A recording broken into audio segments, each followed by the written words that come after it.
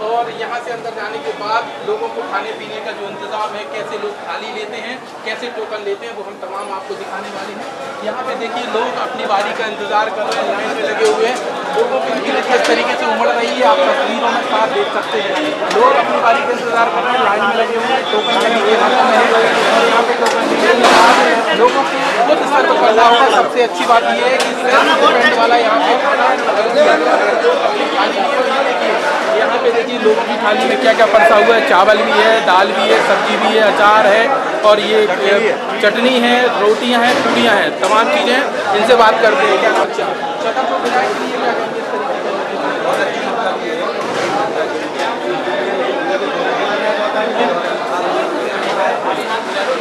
यहाँ पे ₹1 टोकन दिए जा रहे हैं।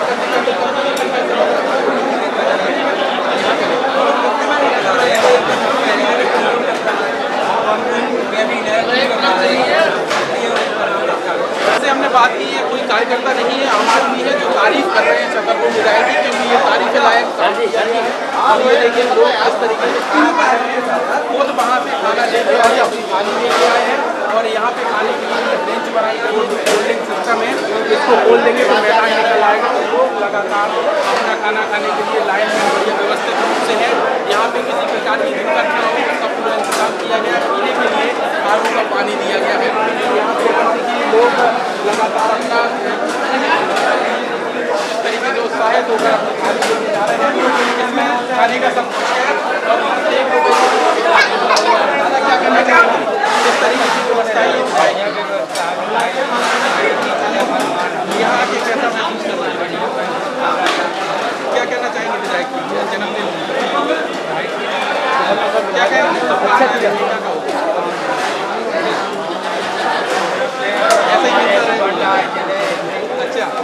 अच्छा ऐसे ही चलेगा, भंडारा चलता रहना चाहिए और हम लोगों को खाना मिलता है। विधायक भले अपने जेब से खर्च करके ये व्यवस्थाएं कर रहे हैं, लेकिन उन रोज के 200-500 लोगों का पेट भरने का काम कर रहे हैं। ये सभी अच्छे को सामान्य वर्ग के लोग कर रहे हैं, नीचे बैठ के खाना खाने का सही हो रहा है। हालांकि आज पहला दिन शुभारंभ लेकिन कल से इसमें सुधार हो जाएगा और टोकन मनी के माध्यम से सिस्टमेटिक लोगों को खाना मिल पाएगा। यहाँ पे हम छतरपुर विधायक से भी बात करें तो जानेंगे कि किस तरीके से उनकी सौगात दी गई है, जनता के लिए क्या कहना चाहते हैं और कहाँ से उन्हें ये प्लान आया है कि छतरपुर में लोगों को ₹1 के सिक्के पे भोजन देना है। हालांकि सिक्के तो कहीं नहीं चल रहे, लेकिन छतरपुर में जरूर ₹1 का सिक्का चलेगा। प्रधान गुरु जी के आशीर्वाद से ये हमारे छतरपुर के विधायक ने रसोई चालू करी है। इसमें ₹1 सगुन के रूप में दिए जाएंगे और सबको भरपेट भोजन है, जितना उससे भोजन थाली में बचा है ना, भरपेट भोजन करेगा, उसकी व्यवस्था की गई है।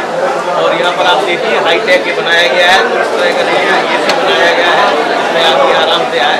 आज चूँकि पहला दिन है, आज टोकन सिस्टम नहीं है, सभी निःशुल्क है और आज चूँकि हमारे विधायक जी का जन्मदिन भी है, दशहरा का पर्व है, वो शुभकामनाएँ देने आए हैं। इसलिए आप देख रहे हैं कि कार्यक्रम में विलम्ब हुआ, उस वजह से एक साथ भीड़ हो गई है, लेकिन सभी के लिए पर्याप्त व्यवस्था है।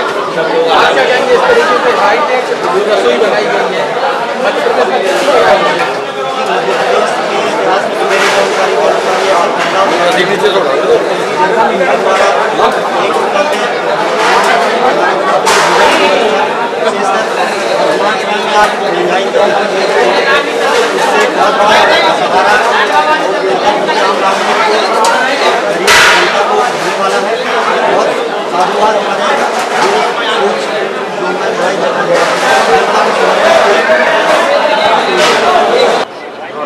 अब इस वक्त हमारे साथ छतरपुर विधायक आलोक चतुर्वेदी मौजूद हैं, चाचा जिनके नाम पूरे मध्य प्रदेश में जाना जाता है। हम उनसे बात करते हैं कि किस तरीके की अनोखी पहल है, क्या सोचा है, कैसी प्लानिंग हुई थी।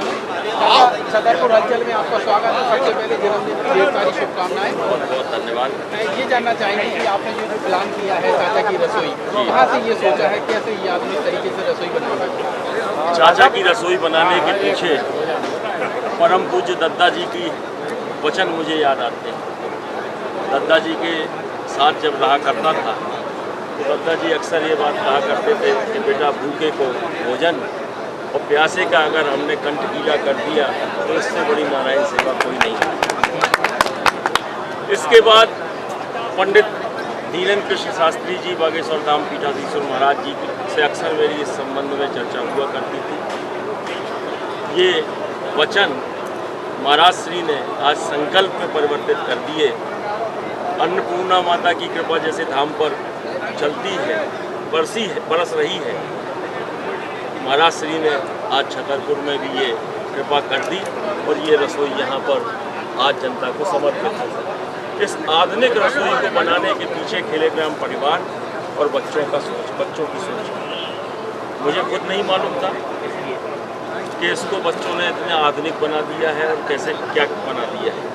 मैंने जब स्वयं देखा इस रसोई को और उसको जब संचालित होते देखा तो निश्चित रूप से ये एक विषय गौरव का और गर्व का है छतरपुर शहर के लिए, और छतरपुर शहर की प्रतिष्ठा बने ये प्रयास मेरा हरदम रहेगा।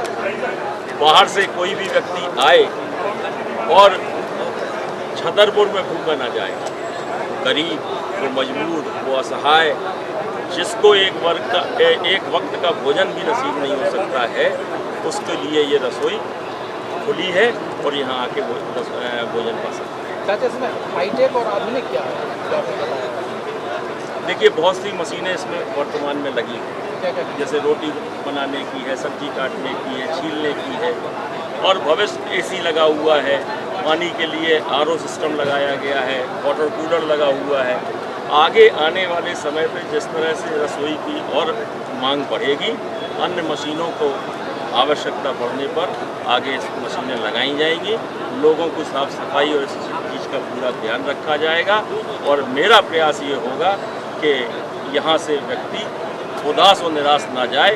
केवल आप शहरवासियों का हमें प्यार और आशीर्वाद मिलता रहे। मैं तत्काल सेवा के लिए सदैव तत्पर रहूँगा। हमने दो चीज़ें अंदर जाके देखी है, एक तो टोकन बनी, दूसरा सेल्फ डिपेंड बना। ये क्या है? सेल्फ डिपेंड से समझ में नहीं आया। मतलब लोग खुद अपनी थाली लेंगे, खाएंगे? हाँ, क्या ये सिस्टम आप जब मॉल में जाते हैं या बड़े उन होटल्स में जाते हैं, क्या कहते हैं उसको, फास्ट फूड वाले सेंटर्स में जाते हैं, सेल्फ डिपेंड चलता है। तो वो ये है कि आप आइए, आपका टोकन आएगा, नंबर आएगा, आप अपनी थाली उठाइए और चले जाइए। 1 रुपये का शुल्क जो रखा गया है वो टोकन की व्यवस्था बनाने के लिए रखा है। वो वहाँ से आपको टोकन मिलेगा, आप काउंटर पर टोकन जमा करिए, टोकन से आपको वहाँ से लगी हुई थाली मिल जाएगी। काउंटर पे आप जाइए, आप भोजन पाइए, बाहर निकलिए, ठंडा पानी पीजिए। सामने थाली धोने का भी है कि जब एक ये आम जनता का काम है, तो इसमें कुछ ये भी माहौल होना चाहिए कि हमने प्रसाद स्वरूप इसको ग्रहण किया है और अपनी थाली को, अन्नपूर्णा माता का ये प्रसाद को ग्रहण करके हम अपनी थाली को धोके रखें और हम प्रसाद के रूप में इसको ग्रहण करें। एक राज्य में चर्चा ये भी है कि आपने जो ये रसोई शुरू की है आगामी विधानसभा चुनाव को लेकर की है, या आप राजनीतिक लाभ लेने के लिए कर रहे हैं, इसमें कितनी सच्चाई है? लोकेश भाई, तुम तो छतरपुर के रहने वाले हो। नहीं, हम तो उसको स्वीकार कर रही है, समाज सेवा है, जनसेवा है, लेकिन उन लोगों के लिए क्या कहेंगे जो 10 साल पहले भी जब मैं विधायक नहीं था, राजनीति में नहीं था, तो शहर में पानी की जिस तरह से हाय तौबा किल्लत थी, तो तुम्हारे चाचा ने टैंकर भी चलाया और उन टैंकरों को दिन रात बढ़ाया था, घटाया नहीं था। और आज शहर को उस स्थिति में ला दिया है कि टैंकर बंद हो गए हैं, लेकिन घरों तक पानी पहुंचाने की व्यवस्था बना दी। बहुत बड़ी बात है। ये चीज़ करके दिखाई है। जो शेष रह गया है अभी, जैसे मेरे सामने, मैं निरंतर संपर्क में रहता हूँ नगर पालिका के, 3 टंकियाँ और बननी है, 100 से 50 किलोमीटर पाइपलाइन और बिछनी है। मुझे विश्वास है कि 1 साल के अंदर शहर में ये काम भी पूरा हो जाएगा और घर घर तक पानी पहुँचेगा। तो अगर टैंकर, जब मैं राजनीति में नहीं था, विधायक नहीं था, तब कर सकता था, तो राजनीति से जुड़ा नहीं विषय नहीं। इसके बाद कोरोना काल में भी आपने देखा कि ऑक्सीजन की त्राही मची थी, ऑक्सीजन लोगों को मिल नहीं रही थी, परेशान था। तो ईश्वरीय प्रेरणा थी कि कॉन्सनट्रेटर बैंक बनाने के लिए मुझे प्रेरणा मिली। मैंने कॉन्सनट्रेटर बैंक बनाया और शहर के लोगों ने दिल खोल के सहयोग किया और वो 100 मशीनों का कॉन्सनट्रेटर बैंक बना। लोगों को राहत मिली, मैं तो उतने में ही अपने आप को धन्य तो ये माना जाए कि ये राजनीतिक से जुड़ा हुआ बिल्कुल नहीं है, टोटल समाज सेवा है और जनसेवा से जुड़ा हुआ। देखिए, विरोधियों को तो कुछ ना कुछ चाहिए है कि इसमें कुछ कमी कैसे निकाली जाए, लेकिन राजनीति तो आज है, कल नहीं होगी, कल होगी, परसों नहीं, आगे होगी नहीं होगी, क्या किसने देखी। ये तो रसोई शुरू हो गई है और आपने सुना होगा कि हमारे संतों ने ये कहा है कि जब तक सूरज चांद रहे तब तक ये रसोई है। तो यही प्रयास रहेगा कि रसोई बंद नहीं होने वाली है। आप सबका आशीर्वाद, आप सबका सहयोग मुझे मिलता रहे, ये रसोई बंद नहीं होगी, इसको निरंतर पूरी तत्परता के साथ चलाएंगे। बहुत बहुत धन्यवाद। ये थे हमारे साथ भैया, उन्होंने बताया कि अपना प्लान किस तरीके से रसोई शुरू की गई है। ये कोई पॉलिटिकल स्टंट नहीं है, बल्कि ये जनसेवा है जो लगातार जारी रहेगी और लोगों को इसी तरीके से यहाँ पे भरपेट भोजन 1 रुपए टोकन में शुरू किया गया है, जो लगातार चलता रहेगा। कोई राजनीतिक नहीं है, चाहे विधानसभा चुनाव या कुछ भी हो, उससे कोई वास्ता नहीं है। तो आलोक चतुर्वेदी बच्चन चाचा के 2 कदम है कि एक राजनीतिक तरफ जा रहा है, एक ये समाज सेवा तरफ जा रहा है। दोनों अलग काम कर रहे हैं, दोनों सिस्टम से अलग ही काम करते रहेंगे। छतरपुर हलचल के लिए फिलहाल इतना ही। नमस्कार।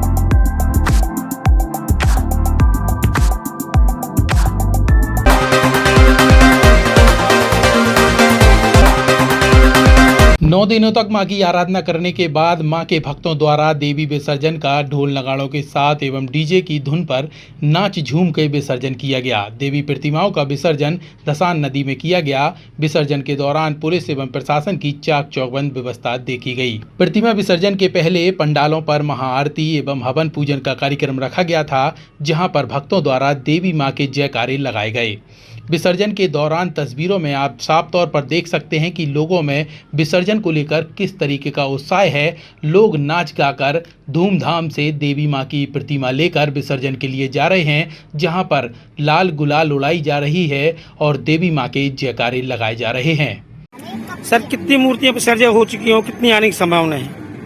अभी तक लगभग 15 से 20 मूर्तियां आ चुकी हैं जी, और 150 से 200 मूर्तियां आसपास के क्षेत्र की पूरी आई हैं। छतरपुर से भी आती हैं, जी। एटीएम तरफ से मूर्तियां आती हैं, तो 150 से 200 मूर्तियां आने की संभावना है। सर अभी कितनी मूर्तियां अपने यहाँ विसर्जन हो चुकी हैं? लगभग 15-20 मूर्तियां। सर कितनी मूर्ति आने की संभावना है अभी? 36 तो हमारे क्षेत्र में है जी, तो वो तो है ही है 36। बाकी छतरपुर से जितनी आ जाए, जितनी भी आ जाए छतरपुर से।